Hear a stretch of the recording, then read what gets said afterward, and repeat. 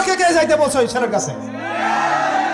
তুমি একজন মুসলিম ঘরের মেয়ে, তোমার ইজ্জতের দাম নাই, তোমার সম্মানের দাম নাই, তোমার ইজ্জত আবরুর দাম নাই।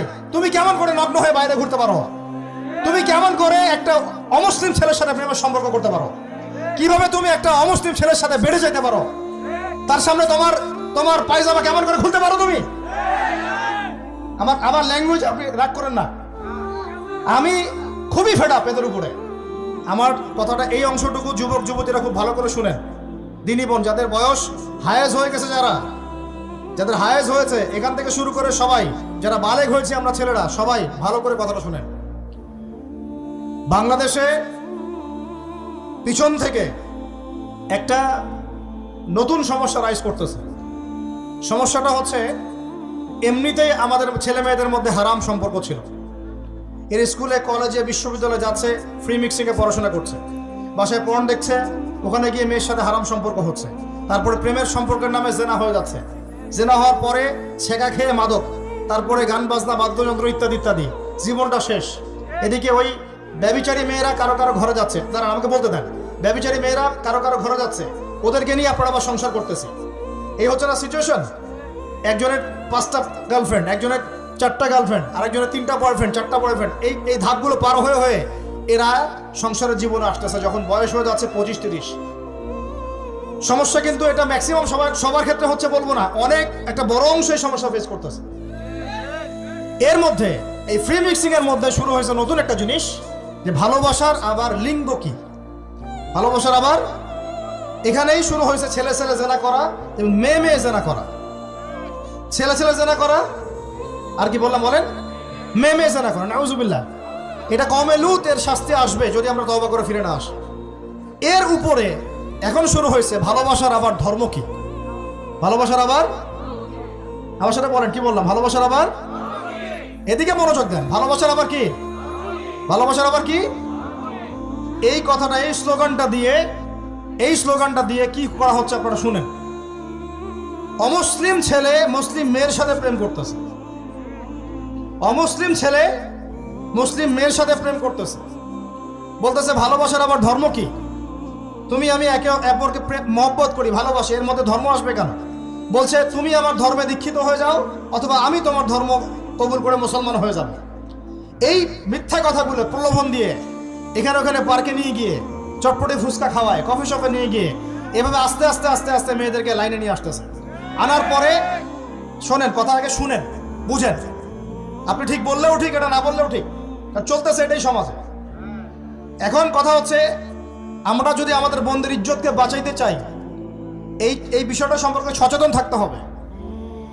মেয়েদেরকে ফাঁসলিয়ে এভাবে প্রেমের জালে ফেলে শেষমেশ বেডে নিয়ে গিয়ে ধর্ষণ বা গণধর্ষণ করে মেয়ের ওই ওভারির মধ্যে ওদের বীর্যপাত করে দিয়ে ওই ছেলেটার কোনো খবর পাওয়া যায় না, লাপাত্তা হয়ে যায়। কোনো কোনো ক্ষেত্রে টাকার বিনিময়ে মেয়েদেরকে পাচার করারও অভিযোগ পাওয়া গেছে। এবং এই কাজটার নাম তারা সংঘবদ্ধভাবে দিয়েছে, এর নাম নাকি লাভ জিহাদ, মানে নাউজুবিল্লাহ। এবং বীর দর্পে ফেসবুকে পোস্ট দিচ্ছে, আজকে অমুক মেয়ের এটা করলাম, আজকে তমুক মেয়ের এটা করলাম। ভিতর থেকে একটা চক্র কাজ করতেছে, এবং এই চক্রের কেউই মুসলিম না, এই চক্রের কেউই কিন্তু মুসলিম না। বাইরে আবার পরিচয় দিতে পারে যে আমি মুসলিম, আমার নাম অমুক, নাম পরিবর্তন করে মুসলিম মেয়েদেরকে ফাঁসলিয়ে এই জেনার ফাঁদে ফেলে ওর পিছনে কিছু টাকা খরচ করে, কিছু সময় দিয়ে ওকে প্রয়োজনে ঘুমের ওষুধ খাওয়ায়, প্রয়োজনে আবার জাদুটোনা করে, বান মারে, ওকে তাবিজ কবজ করে বিছনায় নিয়ে এসে ধর্ষণ বা গণধর্ষণ করে ওই ভিডিওগুলো দিয়ে পরে ওকে ব্ল্যাকমেইল করে, পরে ওর কাছ থেকে টাকা খাওয়া শুরু করে। কোনো কোনো ক্ষেত্রে মেয়েদেরকে পাচারও করে দিচ্ছে। আমাদের মেয়েদেরকে বলতেছি, কোনো অবস্থাতেই কোনো মুসলমান ছেলের সাথেও কোনো অবৈধ সম্পর্কে যাবেন না। আর অমুসলিম হলে তো কোনো কথাই নাই। অমুসলিমের সাথে আপনার কিসের প্রেমের সম্পর্ক? একটা চট দিয়ে দাঁত ফেলে দাও দরকার মেয়ের। অমুসলিম ছেলের সাথে তোমার কিসের প্রেমের সম্পর্ক? পরে যখন এই ছেলেগুলো তোমাকে নিয়ে রেপ করে রাখবে, তখন তোমার আক্কেল হবে? তখন তোমাদের হুঁশ ফিরবে? তখন এসে আমাদের কাছে মেসেজ করতেছে, আমার এই সমস্যা হয়েছে, আমাকে এখন আমি কি করব বলেন। আমাদের ওয়াইফদের কাছে মেসেজ করে, এরকম এরকম হয়েছে আমার সাথে, আমরা কি করব বলেন। তোমাকে কে যাইতে বলছো এই ছেলের কাছে? তুমি তোমার ইজ্জত ওখানে, তুমি তোমার পায়জামা কিভাবে খুললা সেখানে? আর কিভাবে বলবো বলেন? তুমি একজন মুসলিম ঘরের মেয়ে, তোমার ইজ্জতের দাম নাই, তোমার সম্মানের দাম নাই, তোমার ইজ্জত আবরুর দাম নাই। তুমি কেমন করে নগ্ন হয়ে বাইরে ঘুরতে পারো? তুমি কেমন করে একটা অমুসলিম ছেলের সাথে প্রেমের সম্পর্ক করতে পারো? কিভাবে তুমি একটা অমুসলিম ছেলের সাথে বেড়ে যেতে পারো? তার সামনে তোমার পায়জামা কেমন করে খুলতে পারো তুমি? আমার ল্যাঙ্গুয়েজ আপনি রাগ করেন না। আমি খুবই ফেড আপ এদের উপরে। একটা মেয়ে একটা মুসলিম ছেলের কাছেই তো যাইতে পারবে না অবৈধভাবে। যাইতে হইলে তোমার শর্ত 3টা: বিয়ে করতে হবে, বালেগ হইতে হবে, সাক্ষী থাকতে হবে, মোহর দিতে হবে, তারপর যাইতে পারবে তুমি। মুসলিম তো মুসলিম করতে এখন অমুসলিমদের সাথে প্রেম করা শুরু করছো। আর যখন অমুসলিমদের দ্বারা তোমরা ধর্ষিত হচ্ছ, তোমাদেরকে পাচার করতেছে, তখন বলে এসে আমাদের কাছে চিঠি লেখো যে আমরা এখন কি করব। এদের কি ভাইয়া নাই? বাসায় কি বাবা নাই? বাসায় ভাই নাই? এই চক্র থেকে সাবধান থাকেন।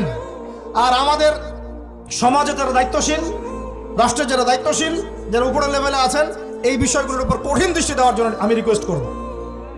আমরা কিন্তু কোনো ধর্মের মানুষের সাথে কোনো দ্বন্দ্ব চাই না। চাই আমরা যে 50-60 বছর থেকে একসাথে বসবাস করতেছি, আমরা কি কোনোদিন কারোর সাথে মারামারি করছি? কোনোদিন দেখছেন যে খ্রিস্টান মুসলিম মারামারি হচ্ছে? ইহুদি মুসলিম মারামারি হচ্ছে বাংলাদেশে? হিন্দু মুসলিম মারামারি হচ্ছে বাংলাদেশে? দেখেছেন কখনো? এখন কি নতুন করে শুরু হলো এগুলা? আল্লাহ রাব্বুল আলামিন আমাদের দ্বীনি ভাইদেরকে বুঝদান করেন, বোনদেরকে বুঝদান করেন। কোন অবস্থাতেই মেয়েদেরকে আপনি এভাবে ছেড়ে দিয়েন না বাইরে। কোন অবস্থাতেই একটা মেয়ের হাতে অকালে মোবাইল ফোন তুলে দিয়েন না। কোথায় যাচ্ছে খোঁজ রাখেন, কার সাথে মিশছে খোঁজ রাখেন। একটা বাড়ির সম্মান নষ্ট হয়ে গেলে কখনো ফিরে আসে না। একটা মেয়েকে অপহরণ করেছিল রাজা দাহির, মুসলিম মেয়েকে। সেই ইজ্জতের বদলা নেওয়ার জন্য 17 জন ঘোর সাওয়ার নিয়ে, কতজন? মাত্র 17 জন ঘোর সাওয়ার নিয়ে মোহাম্মদ বিন কাসিম এই সিন্ধুর রাজা দাহিরকে আক্রমণ করে ওই জায়গা পরাজিত করেছিল। একটা মেয়েকে নিয়ে ঘটনা ঘটেছিল। আমাদের বোনের ইজ্জতের এত বড় দাম। একজন নারী, শোনেন, একজন নারী বনু কাইনুকার বাজারে গিয়েছিলেন তার প্রয়োজনে। ইহুদি তার শ্লীলতাহানি করেছে, তার সতর খুলে দিয়েছিল একজন ইহুদি। এটা দেখে একজন মুসলিম ভাই সেখানে থাকতে না পারে ওই ইহুদির গর্দান নামিয়ে দেয়। এই ইস্যুকে কেন্দ্র করে ইহুদিরা মিলে ওই ভাইকে শহীদ করে। তখন ওই বাজারে ওই ভাই ছাড়া আর কেউ ছিল না, একজনই ভাই ছিল। এরপরে এই মামলা আসলো নবীর দরবারে সাল্লাল্লাহু আলাইহি ওয়াসাল্লাম। এটা মদিনার ঘটনা। নবী সাল্লাল্লাহু আলাইহি ওয়াসাল্লাম ওই সাহাবীকে তো দোষারোপ করেনই নাই, ওই সাহাবীকে দোষারোপ করেন নাই, বরং নিজে বর্ম পরে অন্য সাহাবীদেরকে বলেছেন তোমরা বের হও, আমরা বনু কাইনুকা আক্রমণ করবো, ওকে এখান থেকে বের করে দেব। একজন দিনী বোনের ইজ্জতের বদলা নেওয়ার জন্য পুরো বনু কাইনুকার ইহুদিদের সাথে যুদ্ধ হয়েছে। আর আমাদের বোনরা স্বেচ্ছায় ইজ্জত বিলি দিচ্ছ। তোমরা হচ্ছে মাটির তলে চলে যাও, তোমাদের বেঁচে থাকাচ্ছে মাটির তলে চলে যাও। তোমরা নিজেরা স্বেচ্ছায় ইজ্জতের বিসর্জন দিচ্ছ। আমি ইয়াং ছেলেপেলেদেরকে বলছি, ভাই, আমরা আসছি আল্লাহর ইবাদত করতে, এখানে আল্লাহর দিনকে জিন্দা করতে, আল্লাহর দিনকে সমাজে কায়েম করতে। জিনার সাথে আমাদের কি সম্পর্ক থাকতে পারে? পর্নের সাথে আমার আপনার কি সম্পর্ক থাকতে পারে? আপনার আমার এরকম হারাম সম্পর্কের সাথে কি সম্পর্ক থাকতে পারে? এগুলো কোনো অবস্থাতে আমরা ধার কাছে যাবো না ইনশাআল্লাহ। আল্লাহ রাব্বুল আলামিন আমাদের ভাইদেরকে বুঝদান করেন, বোনদেরকে বুঝদান করেন। আমি যা বলেছি আমাকে আমল করার তৌফিক দান করেন, আপনাদের সবাইকে আমল করার তৌফিক দান করেন।